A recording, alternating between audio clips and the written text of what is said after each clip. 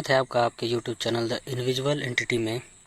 दोस्तों, कहते हैं कि मौत से तो बच सकते हैं, पर उस आत्मा से नहीं जो बदला लेने लौटी हो। पिछले पार्ट में हमने देखा था कि कैसे अर्जुन अपने अजीब सपनों के पीछे की सच्चाई ढूंढते ढूंढते हवेली तक पहुंचता है। हवेली में घुसते ही अचानक अंधेरा छा जाता है और ठंडी हवाओं का झोंका अर्जुन को सहमा देता है। और तभी सफ़ेद साड़ी में खूबसूरत लेकिन डरावनी औरत प्रकट होती है। उसके लंबे काले बाल हवा में उड़ रहे होते, उसकी आंखों में लाली थी। वो चिल्लाई, आखिरकार तुम आ ही गए। मैंने तुम्हारा 20 सालों से इंतज़ार किया है। अर्जुन डर से कांप उठा, पीछे हटने लगा और अचानक उस औरत ने अर्जुन का गला पकड़कर उठा लिया। उसके बाद कहा, तुमने मुझे मार दिया। क्यों मारा था तुमने मुझे? अर्जुन का पिछले जन्म में नाम राजवीर था। राजवीर एक जमींदार का बेटा था और उसकी शादी वसुंधरा नाम की एक बेहद खूबसूरत लड़की से हुई थी। वसुंधरा न केवल सुंदर थी बल्कि बहादुर और तेज तर्रार भी थी। राजवीर वसुंधरा से बहुत प्यार करता था, लेकिन यही प्यार एक दिन उसकी बर्बादी बन गया। राजवीर के 4 दोस्त थे, मोहन, सुरेश, रघु और दीपक। वे लोग अक्सर हवेली पे आते जाते रहते थे। धीरे धीरे उनमें से एक जो था वसुंधरा को पसंद करने लगा। एक दिन उसने हिम्मत करके वसुंधरा को अपने दिल की बात बताई। वसुंधरा ने गुस्से में मना कर दिया, तो फिर वो लड़का ज़बरदस्ती उसका हाथ पकड़कर बोला, कृपया मान जाओ ना, मैं तुम्हें बहुत पसंद करता हूँ। तभी पीछे से उसके बाकी दोस्त भी आ गए। वसुंधरा ने गुस्से में उस लड़के को जोरदार थप्पड़ मारा और बोली, अगर दोबारा ऐसा किया तो मैं तुम्हें और तुम्हारे दोस्तों को मरवा दूंगी। और उसके बाद वो अपने दास दासियों को आवाज़ देने लगी। राजवीर के दोस्त डरकर वहाँ से भाग गए, लेकिन वे अपना अपमान नहीं भूले। अब बदला लेने के लिए वो सब राजवीर का कान भरना शुरू कर दिए। इसके बाद रोज़ रोज़ राजवीर को ज़बरदस्ती शराब पिलाई जाने लगी। वो 4 दोस्त उसके कान भरने लगे। वसुंधरा वफादार नहीं है, हमने उसे दूसरे मर्दों के साथ देखा है। तुम्हारे पीछे वो हवेली में किसी और को लाती है। राजवीर तो पहले मना करता था, नहीं ऐसा नहीं है, तुम लोग को ज़रूर कुछ गलतफहमी हुआ होगा।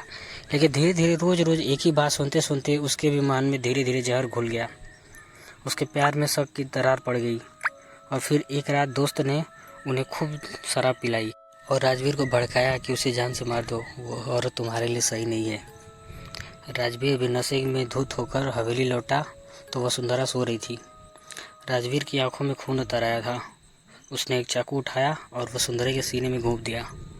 वसुंधरा दर्द से चिल्ला उठी, प्लीज़ मुझे छोड़ दो, मत मारो राजवीर, मैंने क्या किया है, मुझे क्यों मार रहे हो?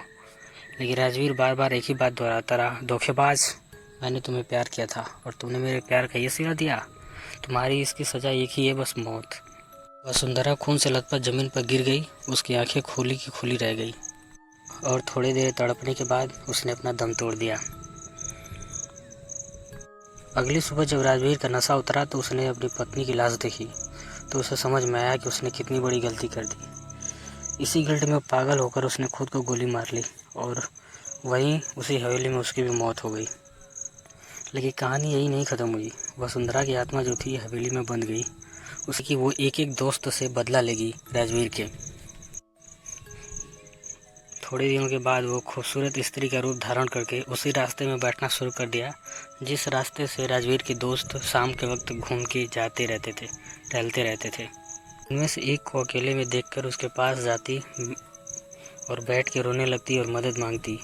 जब उसका दोस्त उसके पास आते, मदद के बहाने उसे छेड़खानी करने लगती तो उन्हें हवेली की ओर खींच ले जाती और वहाँ निर्ममता से मार डालती। धीरे धीरे चारों दोस्त मारे गए, लेकिन वसुंधरा की आत्मा जो थी अभी भी हवेली में बंधी रही, क्योंकि राजवीर उसका सबसे बड़ा गुनहगार था, अभी तक उसके सामने नहीं आया था। अर्जुन यानी राजवीर का पुनर्जन्म आखिरकार 20 साल बाद हवेली में वापस लौटा। वसुंधरा की आत्मा का चेहरा दर्द और गुस्से से भरा हुआ था। ये सब याद आने के बाद अर्जुन रोने लगता है और कहता है, मैंने क्या कर दिया था। फिर वो हमें आत्मा से माफ़ी मांगने लगता है। कहता है, मुझे माफ़ कर दो, मैंने अपने गद्दार दोस्तों के बहकावे में आकर ये क्या कर दिया था। मैं मरने के लायक हूँ, मुझे मार दो, मुझे ज़िंदा रहने का कोई हक नहीं है। फिर वसुंधरा जो थी अर्जुन की तरफ मुड़ती है। उसके चेहरे पर गुस्सा की जगह शांति थी। वो बोली, तुम मेरे प्यार थे और आज भी हो। तुम्हें मार कर मैं फिर अकेली हो जा दूँगी। अब मेरा बदला पूरा हो चुका है, तुम जियो और खुश रहो। अब मैं मुक्त हो सकती हूँ। इतना कहकर वसुंधरा की आत्मा धीरे धीरे धुन में विलीन होने लगी। हवेली में एक अजीब सी शांति छा गई। अर्जुन वही घुटनों को बैठ गया। उसकी आंखों से आंसू बहने लगे, जैसे हवेली का श्राप हमेशा के लिए खत्म हो गया। जैसे वसुंधरा की आत्मा धुंध में विलीन होने लगती है, हवेली के दरवाजे अपने आप बंद होने लगते हैं। अर्जुन हांफते हुए जमीन पर बैठता है। उसके माथे से पसीना टपक रहा होता है। अचानक चारों दोस्तों की आत्माओं की चीख गूंजती है, ये खत्म नहीं हुआ है राजवीर, हम वापस लौटेंगे और अपना बदला तुमसे लेंगे। सारा कमरा अंधेरे में डूब जाता है। अर्जुन डर के मारे चारों ओर देखता है, लेकिन चारों आत्माएं एक एक करके धुन में गायब हो जाती हैं। फिर वसुंधरा की हल्की मुस्कान हवा में तैरती रह जाती है और धीरे धीरे हवेली में सन्नाटा छा जाता है। चांदनी खिड़की से अंदर आती है। अर्जुन उठता है और हवेली के दरवाजे से बाहर निकल जाता है। उसके बाद जो दरवाज़ा होता है वो अपने आप बंद हो जाता है और उसी वक्त पीछे से हवेली के अंदर एक डरावनी हंसी सुनाई देती है। तो दोस्तों, 20 साल पुरानी वह कहानी आखिरकार ख़त्म हो गई। वसुंधरा की आत्मा ने अपने गुनाहगारों से बदला लिया और अपने प्यार को माफ़ करके हमेशा के लिए मुक्त हो गई। लेकिन वो आवाज़ हवेली से आई थी वो आखिर किसकी थी? क्या हवेली में अभी भी कोई और आत्मा भटक रही है या ये हवेली हमेशा के लिए श्रापित रह गई है? आप कमेंट करके हमें ज़रूर बताएं। शायद ये हवेली अभी भी किसी का इंतज़ार कर रही है। शायद अगला शिकार कोई और होगा, कौन जानता है। आप लोग कमेंट करके ज़रूर मुझे बताएं और यहाँ तक मेरी कहानी सुनने के लिए आप लोग का बहुत बहुत धन्यवाद।